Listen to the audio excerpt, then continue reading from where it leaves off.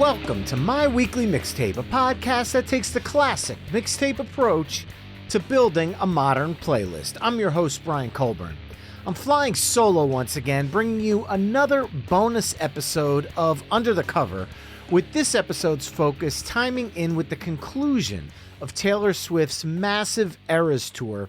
And while I'm personally not the biggest Swiftie on the planet, I've always respected her as an artist and actually have enjoyed many of her country offerings prior to my two daughters latching onto her pop music and becoming huge fans of hers, which at the end of the day made me a bigger fan of her music because I went from just enjoying her songs at a personal level to now having an even bigger love and admiration for her songs, coming from the place of a parent, seeing their kids fall in love with an artist and the joy that they exude when they sing along with those songs. And yes, there were many, many, many listens.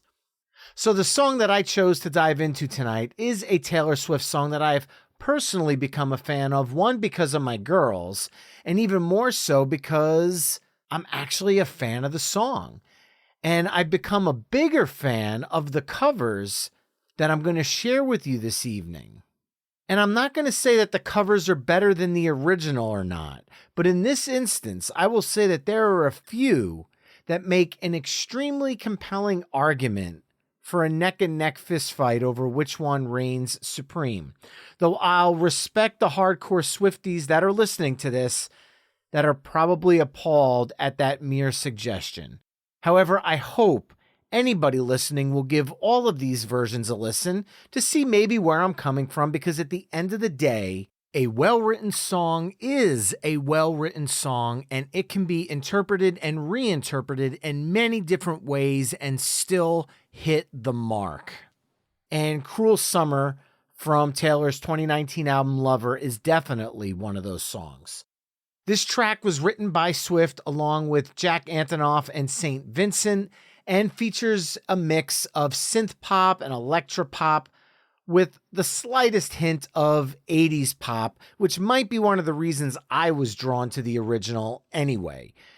There's no denying the catchiness of this track, and I would say that upon the dozens of times I've heard pretty much all of Taylor's albums, this was the one song that I always looked forward to listening to all the way through when it came on.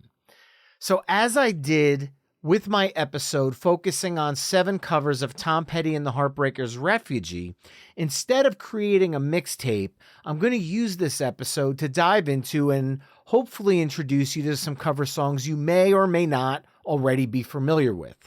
If you visit the episode page at myweeklymixtape.com, I'm also going to post the videos for each of these songs I'm talking about tonight, because in a lot of instances, these songs just aren't available on streaming, or they're from deluxe editions, live performances, or just the label nonsense keeping them off the streaming platforms.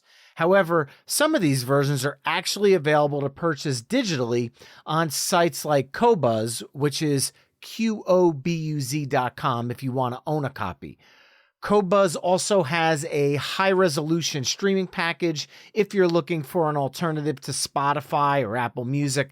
I basically use them all the time when buying a CD is not available, because you know me, I love buying my CDs, and not all artists are releasing music via CDs nowadays, so I have to turn to the digital versions, and Qobuz offers a way to get them in either CD quality or high-resolution audio, which I don't personally use, but for those of you that are audiophiles, right up your alley. Now, before we get into the covers, if you like what you're hearing on My Weekly Mixtape between episodes like this or the regular mixtape curation episodes or my interviews, you can help me out by either telling a friend about the show, leaving the show a 5-star review wherever you're tuning in, or becoming a Patreon mixtaper at patreon.com/myweeklymixtape. There you can enjoy ad-free episodes of the show, gain early access to upcoming episodes, hear bonus episodes like this one, chime in on future topics, become a guest curator, and so much more. Once again, that's patreon.com/myweeklymixtape. All right, let's get into Cruel Summer. Version 1. First off, we're going to go heavy here. I wanted to start with a version of Cruel Summer that's pretty far removed from the original. So that way, we rip the Band-Aid off for any of the Swifties listening. This is a pretty friggin' heavy, gender-flipped version of Cruel Summer from the band Versus Me. Now, it keeps the pacing of the original, but the electropop sound is completely stripped away, and instead it's replaced with this chunky, chugging guitar riff and a cross between a nu metal and hard rock / metal delivery. The verses almost bring like an emo punk vocal style to the song, and the chorus might be familiar to some fans of the original because it's really a heavy rock version where the melody is still pretty much present and recognizable.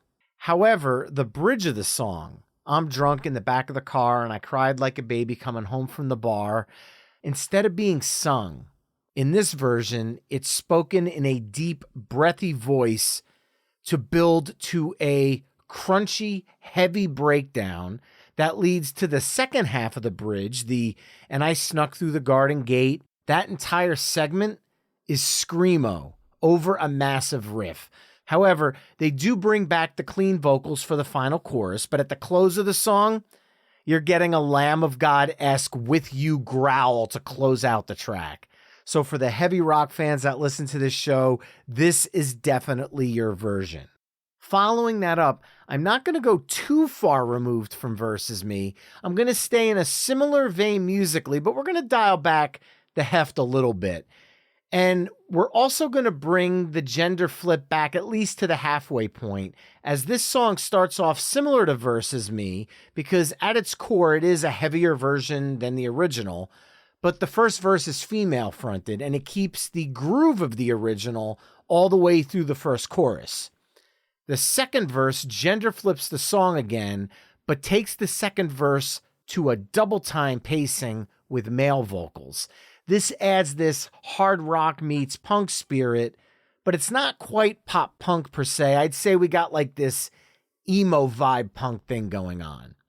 Be warned, the second half of this verse does introduce more screamo elements, which personally I dug in this version, but I can assume that the purists of the original might be turned off by this. But as far as I'm concerned, I'm all in on this one.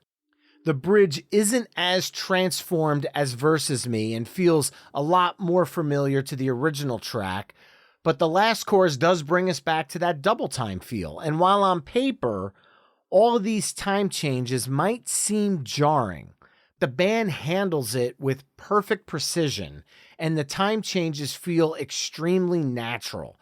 So I highly recommend this version if you're into the heavier emo punk sound, because I think they nail it here.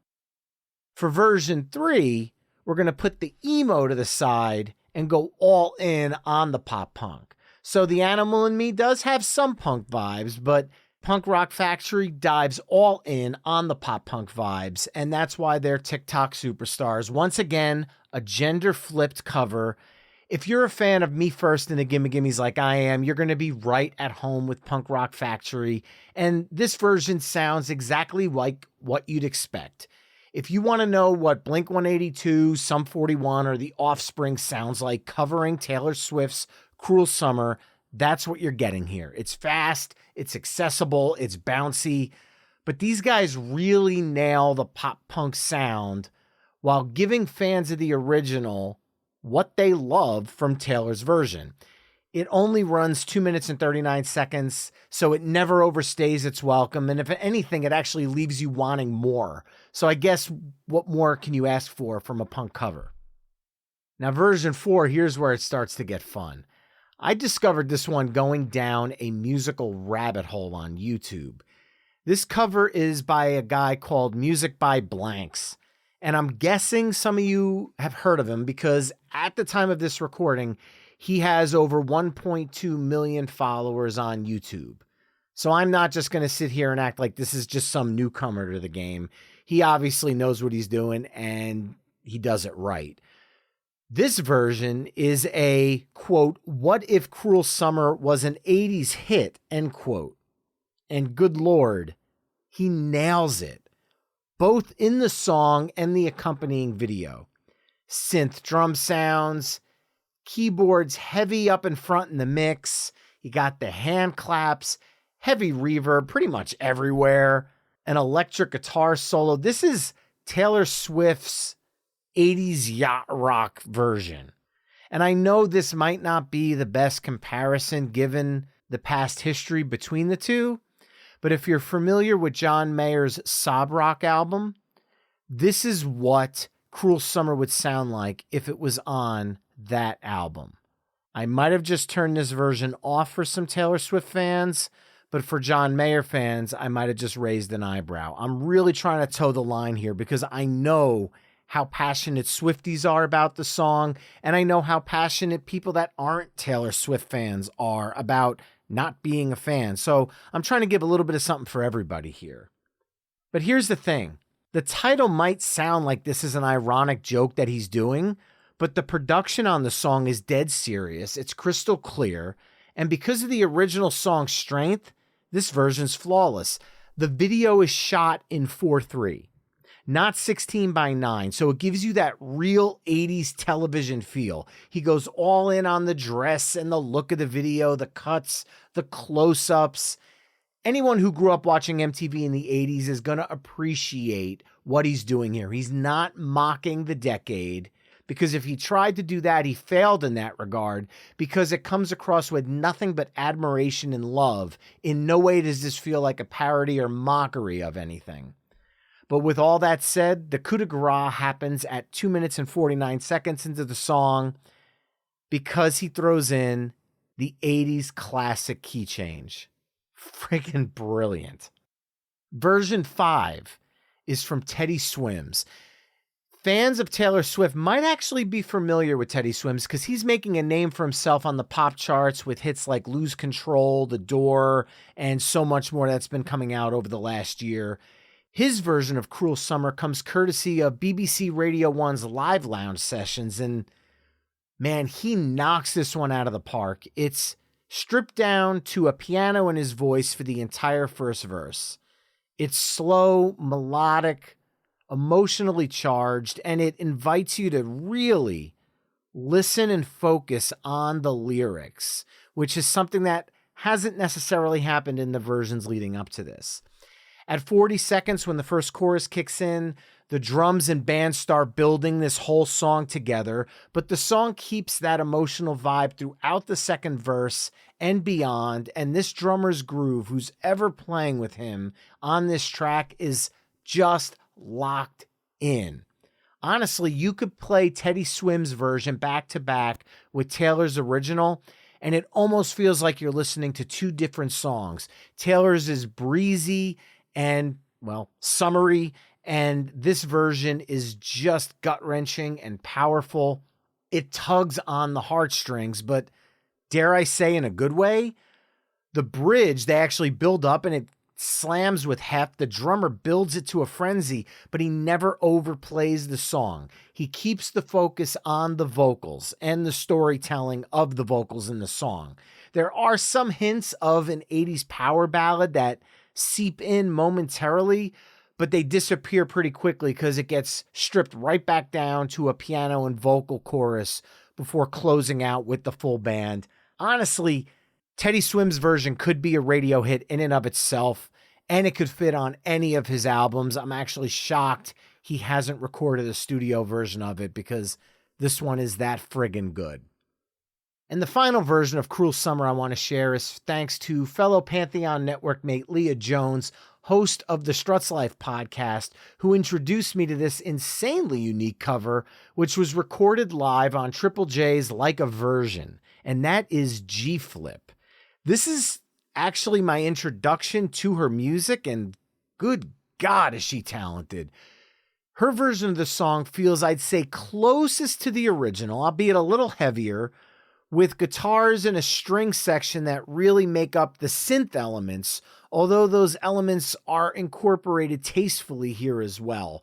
I'm picturing like a Paramore vibe for this song, but both eras, the punk side fused with the poppier side, along with a love and admiration for the original. The pacing, the delivery, it's all there.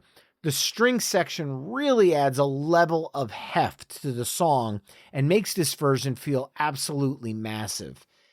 Now, the part of this version that stole the show for me, for the first 2/3 of the song, G-Flip is just standing with a mic and singing the song and kind of letting the band back her.